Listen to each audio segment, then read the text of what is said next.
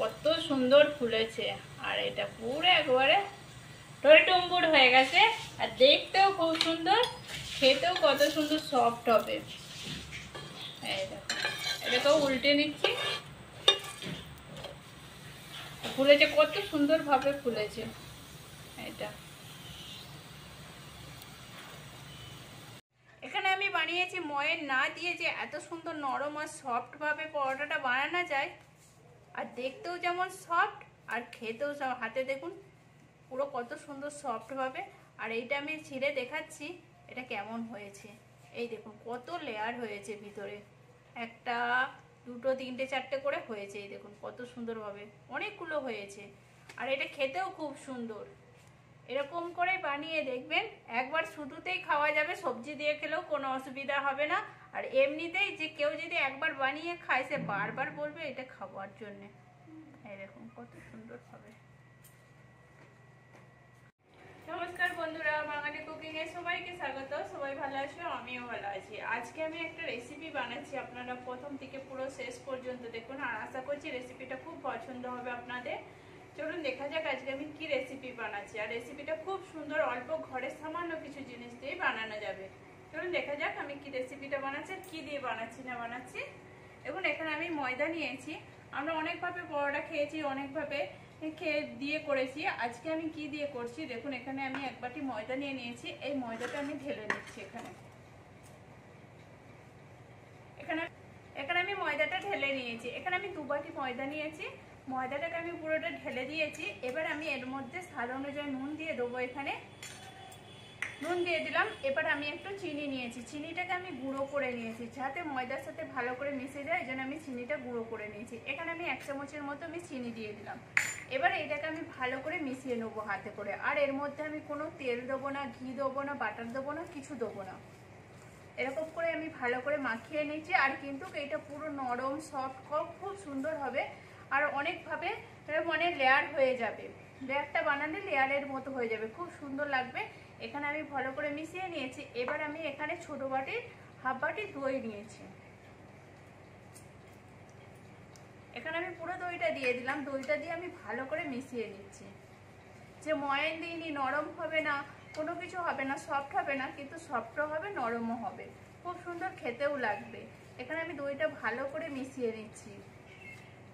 এখানে আমি দইটা ভালো করে মিশিয়ে নিয়েছি ময়দাটার সাথে। এবার আমি এখানে গরম জল করেছি, গরম জলটা একটু দিয়ে দিলাম, অল্প করে দিয়ে দিলাম। আমি এখানে হাত সহ গরম জল করেছি। ঠান্ডা জল দিলে কিন্তু হবে না, গরম জলটা দিতে হবে। এবার আমি অল্প অল্প করে গরম জল দিয়ে এই ময়দাটাকে আমি একটু মাখিয়ে নেবো।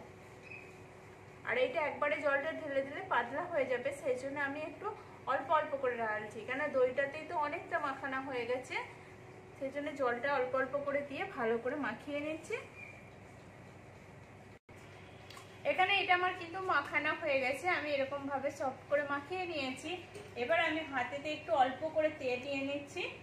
এটা তেল না দিয়ে বাটার দিয়েও করতে পারেন কিংবা ঘি দিয়েও করতে পারেন। আমি এখানে অল্প করে হাতে তেল নিয়ে নিয়েছি, দিয়ে এইটাকে পুরো ভালো করে মাখিয়ে নিচ্ছি।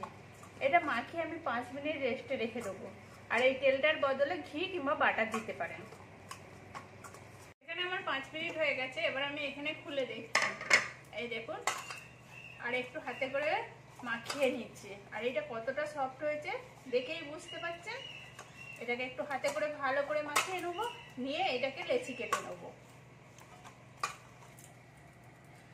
এখানে আমি একটু বড় সাইজ করে কেটে নিচ্ছি।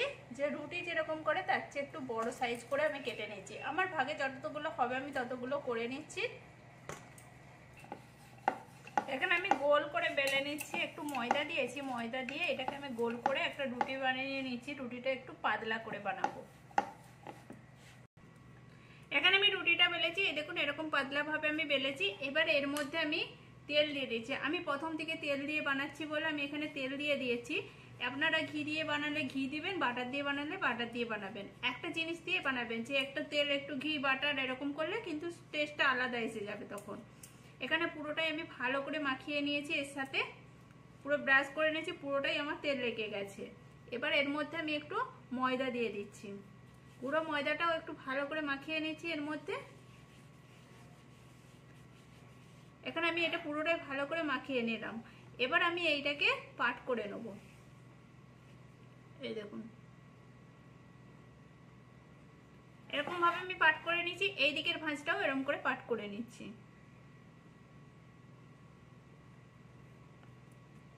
এখানে আমার ভাঁজ করা হয়ে গেছে। এইটাকে এবার আমি এই দেখুন এবার আমি এটাকে 3টে ভাগ করে নিচ্ছি। এটাকে আমি একটু সমান করে 3টে ভাগ করে নিচ্ছি। এখানে আমার 3টে ভাগ করা হয়ে গেছে। এটাকে যদি আপনারা পান তো একটু তেল দিয়ে দেবেন। আমি একটা ভাঁজটা দেখে নিলাম, নিয়ে এবার আমি একটু তেল ব্রাশ করে নিচ্ছি। তেল ব্রাশ করে এবার এর মধ্যেও আমি একটু ময়দা দিয়ে দিচ্ছি। এখানে আমি দিয়ে দিলাম। এবার এটাকে আমি এবার পাল্টে নিচ্ছি, কেন আগে দিয়ে দিলে এটা চিপকে যেতে পারে, ওই জন্য আমি একটু ভাঁজটা দেখে নিলাম যাতে সমানভাবে ভাঁজটা হয়। এই দেখুন আমার সমানভাবে ভাঁজটা এসে গেছে। এবার আমি এটাকে আমি একটু বেলে নেবো। এখন একটু অল্প করে নিচ্ছি, ময়দা দিয়ে দিচ্ছি। এখন আলতো হাতেতে আমি বেলতে রয়েছে, ঘুরিয়ে ঘুরিয়ে আমি বেলবো, নাহলে কিন্তু শেপটা খারাপ হয়ে যেতে পারে। দেখুন এরকম কনে কনে একটু দিয়ে ভালো করে আলতো আলতো হাতেতে আমি বেলে নিচ্ছি। দেখুন শেপটা আস্তে আস্তে বড় হতে থাকবে। এইটাকেও আমি একটু পাতলা করে নেবো। এখানে দেখুন আমার চৌকো করে পুরো ভালো করে আমি বেলে নিয়েছি। আর এই দেখুন পাতলাটা কিরকম করে বেলেছি, এরকম করে আমি বেলে নিয়েছি। এইটাকে এবার আমি তুলে রাখছি প্লেটের মধ্যে। এরকম সবগুলোই করে নেবো, নাহলে একটা একটা করে ভাজলেও কোনো অসুবিধা নেই। আমি এইটা করে নিয়েছি, এইটা আমি এবার ভেজে দেখাচ্ছি। এখানে আমি একটা তাওয়া বসিয়ে নিয়েছি, তাওয়াটা গরম হয়ে গেছে। এবার আমি একটু পরোটাটা যে বেলেছিলাম পরোটাটা দিয়ে দিচ্ছি এর মধ্যে। এবার এইটাকে আমি একটু হতে দেবো, এক পিঠটা হয়ে গেলে তবে আমি একটু উল্টাবো। তার আগে উল্টিয়ে দিলে কিংবা খারাপ লাগবে, তখন পেকে যাবে, কোনোটা সময় কেটে যেতে পারে খুন্তিতে, সেই জন্য আমি একটু পিঠটা হতে দিচ্ছি। এখানে আমার এক পিঠটা হয়ে গেছে। এই দেখুন আমার এক পিঠটা কতটা হয়ে গেছে। এবার এইটাকে আমি এই পিঠটাও হতে দেবো। এই দেখুন আস্তে আস্তে কেমন ফুলছে, কত সুন্দর ভাবে ফুলে যাবে। এবার এইটাও আমি আরেকবার উল্টে দেবো। এদিকটা আমার হয়ে গেছে, এদিকটাও আমি উল্টে দিয়েছি। এবার আমি একটাকে তেল দিয়ে দেবো।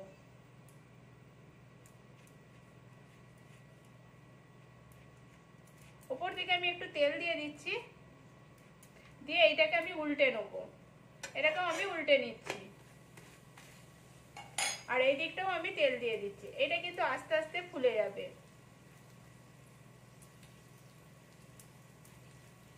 আর এইটা কত সুন্দর নরমও হবে আর সফটও হবে খেতে। এটা এবার আস্তে আস্তে হতে থাকবে।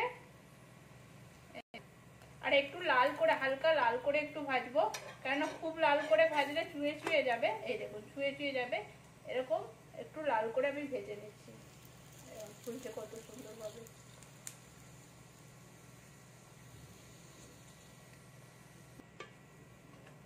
এখানে আমার কিন্তু হয়ে গেছে। এদিকটাও আমি লাল করে একটু ভেজে নিয়েছি। এই দেখুন লাল করে ভেজে নিয়েছি, এদিকটাও আমি লাল করে একটু ভেজে নিয়েছি। এবারে এটাকে আমি তুলে নিচ্ছি। এখানে আমি প্লেটে তুলে নিলাম, বাদ বাকি যেগুলো আছে আমি একইভাবে ভেজে নিচ্ছি। এই দেখুন বিনা তেলের উপরেই আমি আবার দিয়ে দিলাম।